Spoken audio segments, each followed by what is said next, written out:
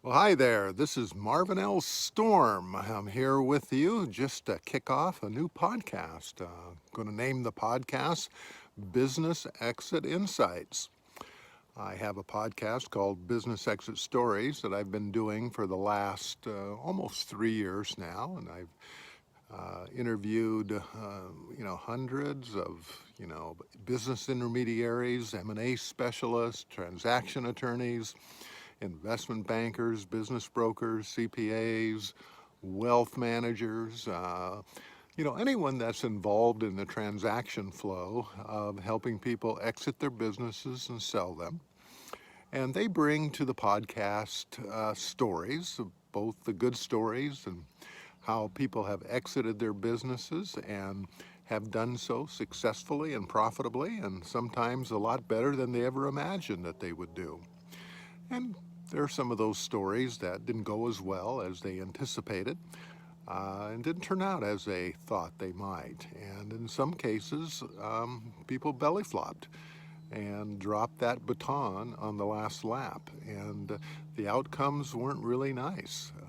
In fact, some real heartbreaking stories of how decades and sometimes a lifetime of hard work goes down the drain because not enough forethought was given to how and when someone should position their company for an exit and then actually executing that exit and doing it well. And so that podcast has a lot of takeaways. Every story that's shared on the podcast has a key takeaway that can benefit those that are listening to the podcast, entrepreneurs that may not have even thought about what they're going to do, when they're going to exit, and how they're going to do it. And they hear these stories, and I've had some people say, hey, boy, that story, the guy sounds just like me, and I don't want to end up like him. I guess I better start doing things differently and thinking about and kind of working toward that eventual exit. And that's very gratifying for me because that's what the podcast is all about, is sharing the experiences of others that have been down that road before, sharing stories about entrepreneurs that have unique businesses they've built over the years that have created a lot of jobs and opportunities for people that are associated with the company. And they've just, bring a lot of insight and experiences to the podcast. But this podcast here is going to be a little bit different. We're not going to have guests on the podcast. As I said, on the Business Exit Stories podcast, I have guests. Every time we do an episode and record an interview, we have a guest that shares those insights of stories that they share, things that have happened during their careers and how they have worked with all these fascinating entrepreneurs around the country and helped them monetize all that hard work that they've gone through. This podcast is just going to be me and you. It's going to be me sharing some thoughts of the day. The podcast won't be long. It'll be between 5 and 15 minutes long, probably closer to the 5 to 7 minute range would be my guess. However, I do probably will get on a roll and rant a little bit sometimes. And I'll share just what's on the top of my mind, things that are related to business in general and how those concepts and ideas that I've had and think about from time to time, how they kind of fold back and relate to a business exit, and things that you might want to think a little bit about.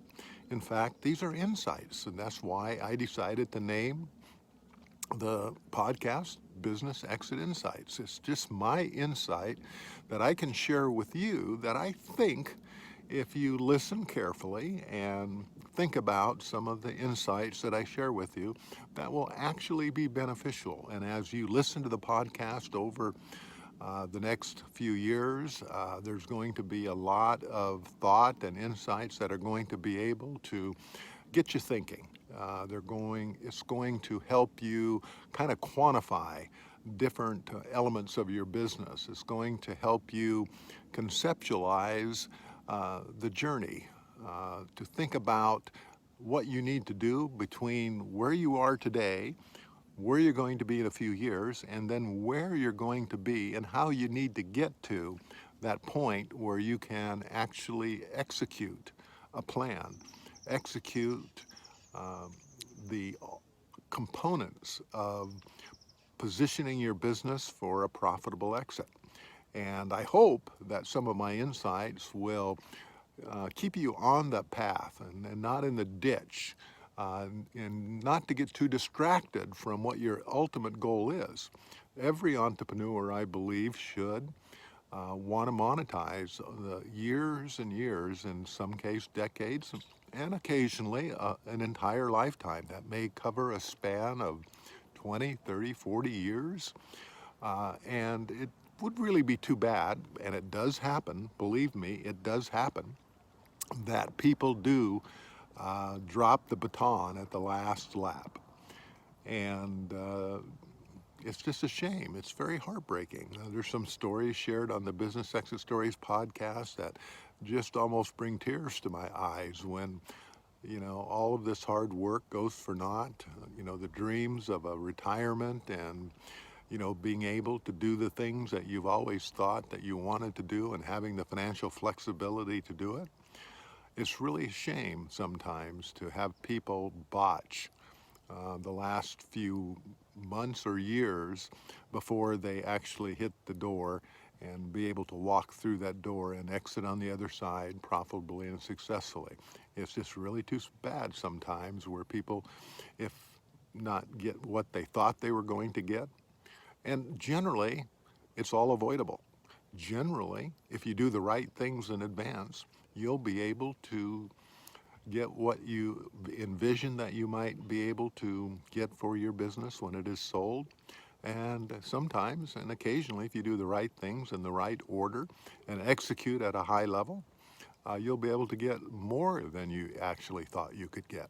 And that's really what the purpose of the Business Exit Insights podcast is going to be. It's just to get you thinking about types of things that impact the valuation of your business, impact your employees, impact the processes and systems that you put in place, impact the valuation of your business, impact how you manage people and how you create a situation where you don't have to be there every day, how you manage components of your business where you don't have too much concentration of, you know, suppliers or customers, or you don't have key people that you rely on, and if they were to walk away and quit and go someplace else, your business would be severely impacted.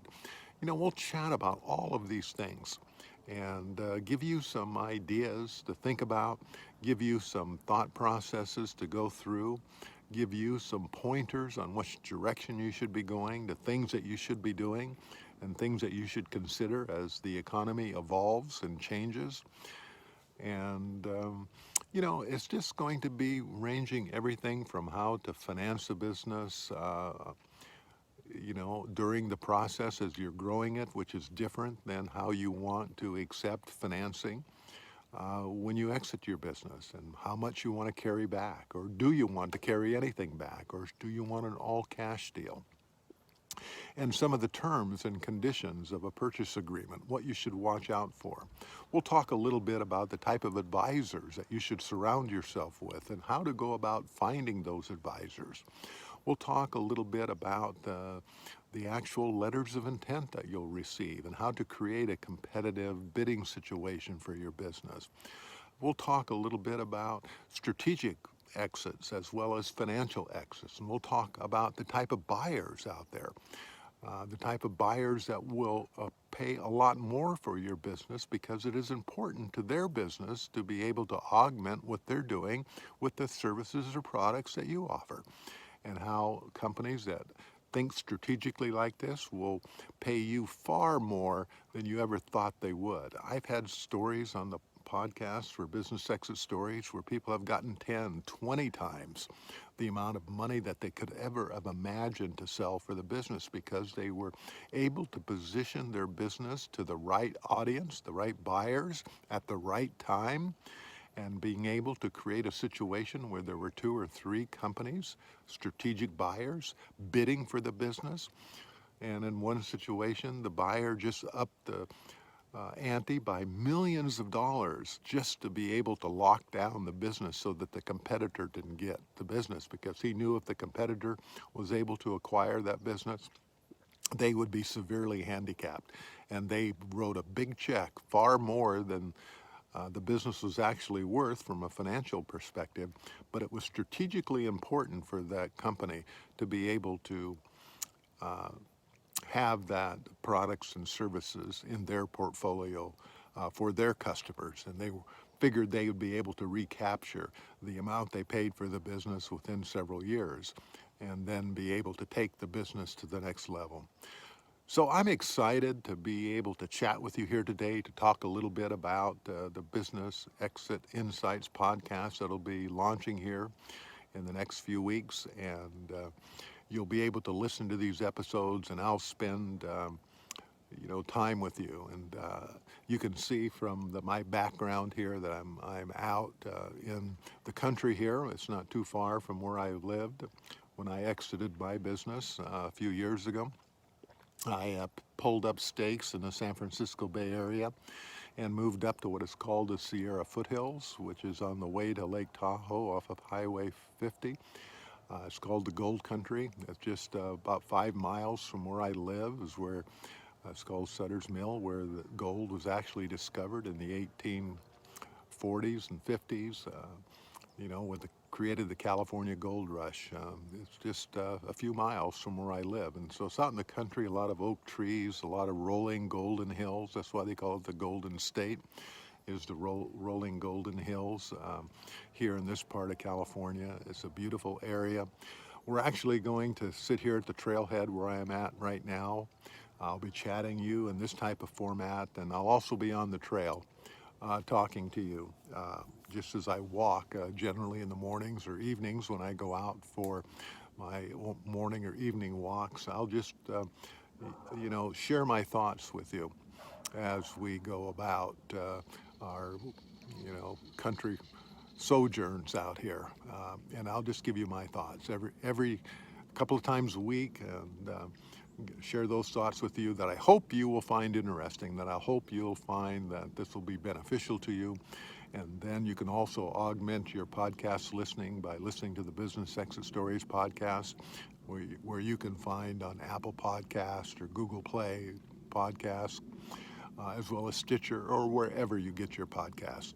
I think you'll find it entertaining. Each of the stories, we share 4 stories, as I said, and each of those stories last, 10 to 12 minutes. And they have good takeaways, and they're insightful. These are actual experiences that real deals that took place with real entrepreneurs that positioned and exited their businesses at varying levels and degrees of success.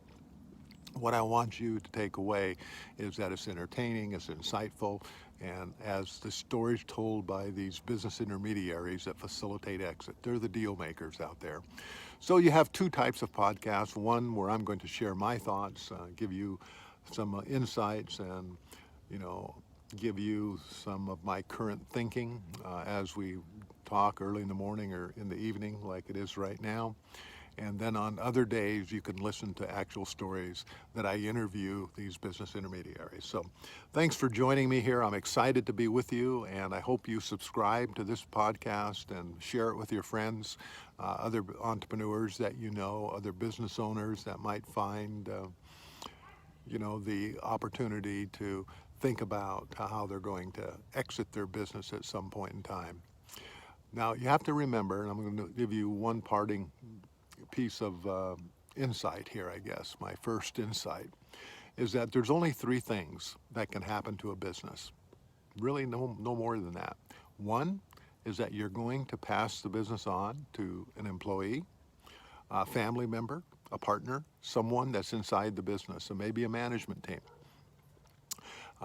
That's one way that you can transition out of the business.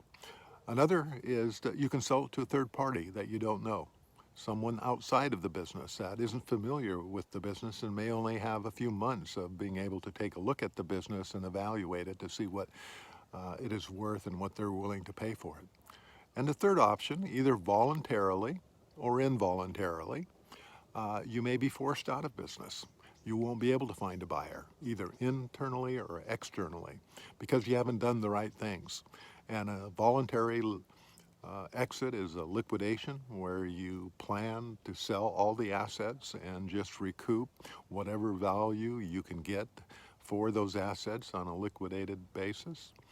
And then there's the involuntary exit, where things haven't gone well at all and you have more obligations and liabilities and debts than you have assets or the ability to pay, and you're forced into bankruptcy. Now, that bankruptcy may be a Chapter 7 liquidation that is forced by a bankruptcy trustee, or it may be a Chapter 13 or Chapter 11 bankruptcy, where you reorganize and reset your business and continue on by stripping out a lot of the liabilities and debt of the business and submitting a plan to the trustee of how you're going to reposition the business and move it forward. I hope though that isn't the third exit isn't what you're going to be forced into. But just think about that. Only three things that you can do. Three things that you can do to exit a business. Sell to someone inside, sell to a third party, or voluntarily or involuntarily exit the business. What we want to do through this podcast and my Business Exit Stories podcast is give you ideas and insights on how you can exit profitably either one or two, and do it for more money than you thought you could ever monetize your business for, because there is a process here, and we're going to be talking a lot about that process.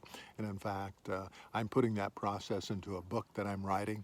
It's going to be called Pack Your Parachute, and that is really using the metaphor of a pilot in a plane. You rarely see a pilot packing his parachute when the engines are on fire.